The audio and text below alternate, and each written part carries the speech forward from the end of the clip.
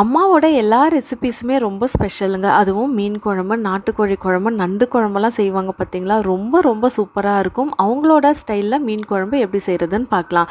ஒரு பாத்திரத்தில் நல்லா நெல்லிக்காய் சைஸ் அளவுக்கு புளியை ஊற வச்சு கரைச்சி சேர்த்துக்கோங்க. 5 பெரிய தக்காளி பழம், 2 பச்சை மிளகா, வீட்டில் அரைச்ச குழம்பு மிளகாய்த்தூள் 3 ஸ்பூன், மீன் குழம்புக்கு தேவையான அளவுக்கு உப்பு சேர்த்து நல்லா கையாலே கரைச்சிக்கோங்க. இந்த தக்காளி பழம், பச்சை மிளகா, இந்த குழம்பு மிளகாய்த்தூள்லாம் கையாலே கரைக்கும் போதே மீன் குழம்பு வாசனை வருங்க. இது மேலே கொஞ்சமாக எண்ணெய் சேர்த்துட்டு ஓரமாக வச்சுக்கோங்க. சட்டியில் தாராளமாக எண்ணெய் சேர்த்துட்டு 1 ஸ்பூன் வெந்தயம், ஒரு கைப்பிடி அளவுக்கு வெங்காயத்தை பொடியாக நறுக்கி சேர்த்து ப்ரௌன் கலர் ஆகிற வரைக்கும் ஃப்ரை பண்ணிக்கோங்க. கரைச்சி வச்ச புளி கரைசலை சேர்த்துட்டு குழம்பு நல்லா கொதித்து எண்ணெய் பிரிஞ்சு வந்ததுக்கப்புறமா கழுவி வச்ச சங்கரா மீன் துண்டை ஒன்றொன்னா இது கூட சேர்த்துட்டு குழம்பு நல்லா ஒரு 10 நிமிஷம் கொதித்து எண்ணெய் பிரிஞ்சு வந்ததுக்கப்புறமா சுட சுட சோறு கூட போட்டு சாப்பிட்டு பாருங்கள், அட்டகாசமாக இருக்குங்க.